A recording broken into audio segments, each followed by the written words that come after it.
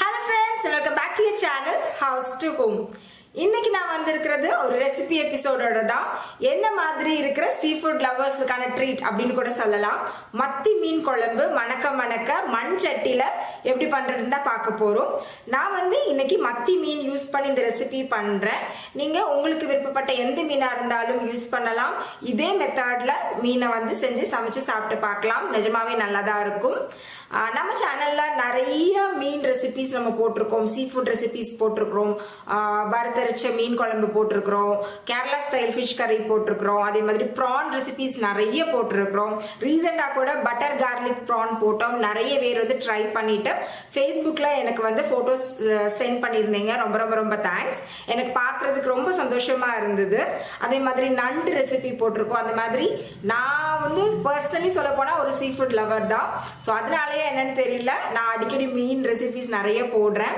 ரீசனா நம்ம ஒரு பிரியாணி கூட போட்டிருந்தோம் ப்ரான்ஸ்ல. ஸோ கண்டிப்பா அது எல்லாமே நீங்களும் செக் பண்ணி பாருங்க, மறக்காம ட்ரை பண்ணி பாருங்க. ஸோ சீக்கிரமா வீடியோக்குள்ள போய் இப்போ மத்தி மீன் குழம்பு எப்படி பண்றதுன்னு பார்த்துடலாம் வாங்க. அப்போ முதல்ல நம்ம மீன் குழம்புக்கு தேவையான ஒரு மசாலாவை ரெடி பண்ணிக்கலாம். நான் இன்னைக்கு தேங்காய் சேர்த்து தான் இந்த மீன் குழம்பு பண்ண போகிறேன். அதுக்காக ஒரு 1.5 கப் அளவுக்கு தேங்காய் துருவல் எடுத்து வச்சிருக்கிறேன். வெந்தயம் ஒரு டீஸ்பூன் அளவுக்கு ட்ரை ரோஸ்ட் பண்ணி வச்சிருக்கிறேன். எண்ணெய் எதுவுமே சேர்க்காம வறுத்து எடுத்து வச்சிருக்கிறேன். நான் எப்போவுமே மீன் குழம்புக்கு வெந்தயம் சேர்த்து பண்ணுவேன். அது ரொம்ப மணமாக இருக்கும். நிறைய சேர்த்திங்கன்னா ஒரு கசப்பு தன்மை வந்துடும். வெந்தயம் ஒரு சிலர் சேர்த்துக்க மாட்டேங்க, வேண்டான்னு நினச்சிங்கன்னா அதை ஸ்கிப் பண்ணிக்கலாம். பட் எனக்காக ஒவ்வொரு தடவை சேர்த்து பண்ணி பாருங்கள். கண்டிப்பாக நீங்கள் அந்த டேஸ்ட்டு விரும்புவீங்க. காரத்துக்கு தக்கன மிளகா பொடி நான் இன்னைக்கு ஒரு டேபிள் ஸ்பூன் அளவுக்கு எடுத்துருக்கிறேன். எப்போவுமே மீன் குழம்பு கொஞ்சம் காரசாரமாக இருந்தால் தான் நல்லாயிருக்கும். மஞ்சத்தூள். ஸோ இவ்வளவு தான் இதுக்கு தேவையான மசாலா. இப்போ நம்ம அரைச்சிடலாம். நான் மிக்சி ஜாரில் முதல்ல தேங்காய் எடுத்துக்கிட்டேன். இதில் மற்ற மசாலா எல்லாத்தையுமே சேர்த்து நம்ம ஒரு பேஸ்ட் கன்சிஸ்டன்சிக்கு மசாலா ரெடி பண்ணிக்க போகிறோம். இதோட ஒரு 5லேருந்து 6 சின்ன வெங்காயத்தை கட் பண்ணி நான் சேர்த்துக்கிறேன்.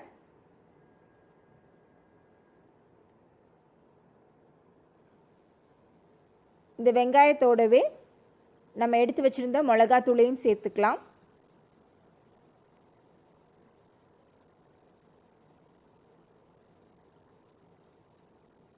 அப்புறமா வறுத்து வச்சிருந்த வெந்தயத்தை சேர்த்துக்க போறேன்.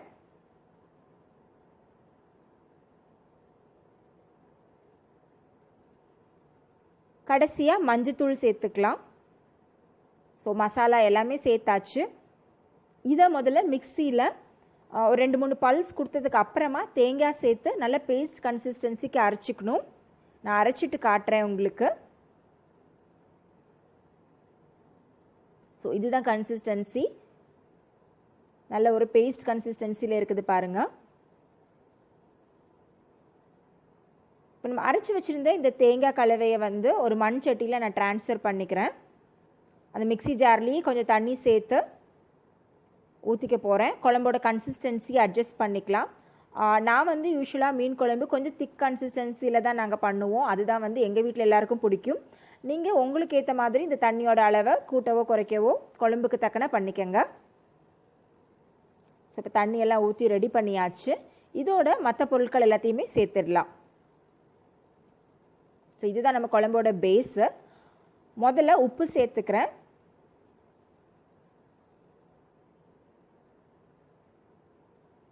சீ ஃபுட்டில் பொதுவாகவே கொஞ்சம் உப்பு கம்மியாக சேர்த்து தான் பண்ணுவோம். ஏன்னா அது உப்பு நல்லா பிடிச்சிடும். இப்போ ஒரு 3 பச்சை மிளகாவை ஸ்லிட் பண்ணி வச்சுருக்கேன். அதையும் சேர்த்துக்கலாம்.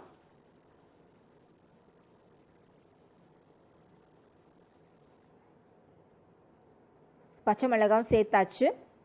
நான் மாங்காய் முருங்கைக்காய் மீன் குழம்புல சேர்த்து பண்ணுவேன். முருங்கைக்காய் மீன் குழம்புல சேர்த்து பண்ணுறப்ப தனியாக எடுத்து சாப்பிட்றப்ப அந்த மீன் குழம்போட ஊறி டேஸ்ட்டு செமையாக இருக்கும். ஸோ ஒவ்வொரு முருங்கைக்காய் பீசஸையும் ஹாஃபாக கட் பண்ணி சேர்த்துக்கிறேன். ஒரு முருங்கைக்காய் சேர்த்துருக்கிறேன். உங்களுக்கு வேண்டாம் அப்படின்னா நீங்கள் அதை ஸ்கிப் பண்ணிக்கலாம். பட் எனக்காக ஒரு தடவை சேர்த்து பண்ணி பாருங்கள், கண்டிப்பாக உங்களுக்கு பிடிக்கும். இப்போ ஒரு 10 பீஸ் பக்கம் மாங்காய் சேர்த்துக்க போகிறேன். இந்த மாதிரி ஸ்லைஸ் பண்ண பீசஸாக சேர்த்துக்கலாம். ஸோ அதுவே ஒரு நேச்சுரலாக ஒரு புளிப்பை நம்ம மீன் குழம்புக்கு கொடுக்கும். இதோட ஒரு கொத்து கறிவேப்பிலையும் சேர்த்துக்கிறேன். இப்போ ஒரு லெமன் சைஸ் புளியை வந்து நம்ம கரைச்சி ஊற்றிக்கலாம். எனக்கு இந்த புளிப்பு கரெக்டாக இருந்தது. நம்ம மாங்காய் சேர்த்துருக்கிறத நீங்கள் வந்து ஞாபகத்தில் வச்சுக்கோங்க. மாங்காவோட புளிப்புக்கு ஏற்ற மாதிரி உங்களோட புளியோட இதையும் அளவையும் வந்து கூட்டவோ குறைக்கவோ செஞ்சுக்கோங்க. புளி கரைச்சி சேர்த்தாச்சு. ஸோ தேவைப்பட்டால் இது ஒரு தடவை கிளறி விட்டுட்டு உப்பை வந்து செக் பண்ணிக்கோங்க. உப்பு காரம் எல்லாம் கரெக்டாக இருக்குதான்னு செக் பண்ணிக்கலாம் இந்த ஸ்டேஜ்லேயே.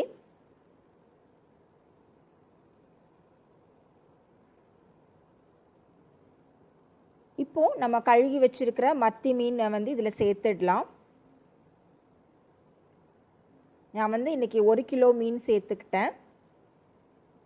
மத்தி மீன் நிஜமாவே ரொம்ப நல்லது. மற்ற மீனை கம்பேர் பண்ணுறப்ப இது கொஞ்சம் சீப்பான மீன் அப்படின்னு கூட சொல்லலாம். குழந்தைங்க பெரியவங்க எல்லாருக்குமே ரொம்ப ரொம்ப நல்ல மீன் தான் இது. மத்தி மீன் குழம்பு வச்சு சாப்பிட்டாலும் சரி, ஃப்ரை பண்ணி சாப்பிட்டாலும் சரி, அதோட டேஸ்ட்டே தனி தான். ஸோ இப்போ மற்ற பீசஸ் எல்லாத்தையும் சேர்த்துட்டு காட்டுறேன். ஸோ மீன் எல்லாமே சேர்த்தாச்சு. ஸோ இது ஒரு தடவை நல்லா கிளறி விட்டுட்டு அப்புறமா நம்ம அடுப்பில் வச்சு குக் பண்ணலாம். ஸோ மசாலா எல்லாம் நல்லா படுற மாதிரி கிளறி விட்டுக்கோங்க.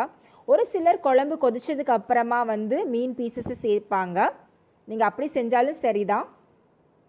பட் இது ஒரே ஷார்ட்டில் முடிஞ்சிடும். ஒரு 15 நிமிஷம் குக் ஆனால் போதும். மீன் வந்து சட்டுன்னு குக் ஆகிடுற ஒரு விஷயந்தான். இந்த க்ளீன் பண்ணி ரெடி பண்ணுறதுக்கு தான் லேட் ஆகுமே தவிர குக் பண்ணுறது ரொம்ப ரொம்ப ஈஸி. ஸோ இப்போ எல்லாத்தையும் நல்லா கிளறியாச்சு.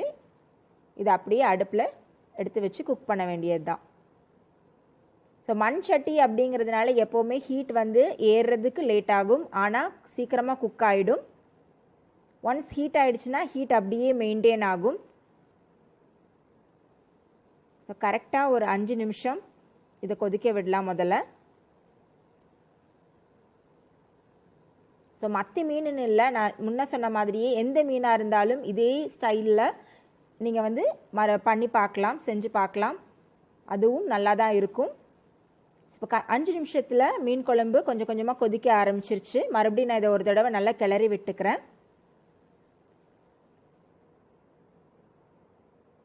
ஸோ இந்த மீன் குழம்பு பார்த்தீங்கன்னா டிப்பிக்கலாக நாகர்கோவில் ஸ்டைலில் இருக்கும். ட்ரிவாண்ட்ரம் நாகர்கோவில் ஒரு பார்டர் ஸ்டைலில் இருக்கிற ஒரு மீன் குழம்பு.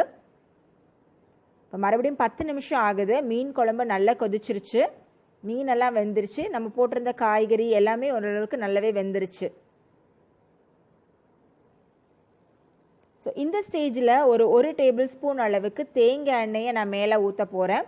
நீங்கள் வேணா கடுகு தாளித்து ஊற்றுவேங்க அப்படின்னா அப்படியும் ஊற்றலாம். ஆனால் அது தேவையில்லை. வெறுமனையே ஒரு டேபிள் ஸ்பூன் அளவுக்கு தேங்காய் எண்ணெயை மேலே ஊற்றிக்கங்க. ஊற்றிட்டு ஒரு மீடியம் ஃப்ளேமில் வச்சு மறுபடியும் ஒரு 5 நிமிஷம் நம்ம நல்லா குக் பண்ணலாம். அதுக்கு முன்னாடி ஒரு தடவை நல்லா கிளறி விட்டுக்கலாம். ரொம்ப போட்டு கிண்ட வேண்டாம். ரொம்ப கிண்டிங்கன்னா மீன் பீசஸ் சீக்கிரமாக பொடிஞ்சிடும். ஸோ அடி தாத்து மெதுவாக கிண்டுங்க. இல்லாட்டி 2 சைடும் துணியால் பிடிச்சிட்டு குலுக்கி விடுங்க போதும். இப்போ கரெக்டாக 15 நிமிஷம் ஆகுது. நம்ம மீன் குழம்பு சூப்பராக ரெடி ஆயிடுச்சு. மேலே பார்த்தீங்கன்னா தெரியும், நம்ம ஊற்றின எண்ணெய், தேங்காயிலேருந்து பிரிஞ்சு வர எண்ணெய் எல்லாமே இப்படி மேலே வந்துருச்சு. இந்த ஸ்டேஜில் ஃபைனல் டச்சாக கொஞ்சமாக கறிவேப்பிலை தூவி நம்ம வந்து ஆஃப் பண்ணிடலாம். ஸோ மணக்க மணக்க மண் சட்டியில் நம்ம மீன் குழம்பு இப்போ ரெடி ஆயிடுச்சு. நீங்கள் இன்றைக்கே சாப்பிடலாம், இல்லைன்னா வச்சுருந்து நாளைக்கும் இதை சூடு பண்ணி சாப்பிடலாம். ஒரு பாட்டே இருக்குது, நேற்று வச்ச மீன் குழம்புன்னு. நான் அடுப்பு ஆஃப் பண்ணதுக்கு அப்புறமும் எப்படி கொதி வந்துட்டே இருக்குதுன்னு பாருங்க. இதுதான் மண் சட்டியோட ஸ்பெஷாலிட்டியே.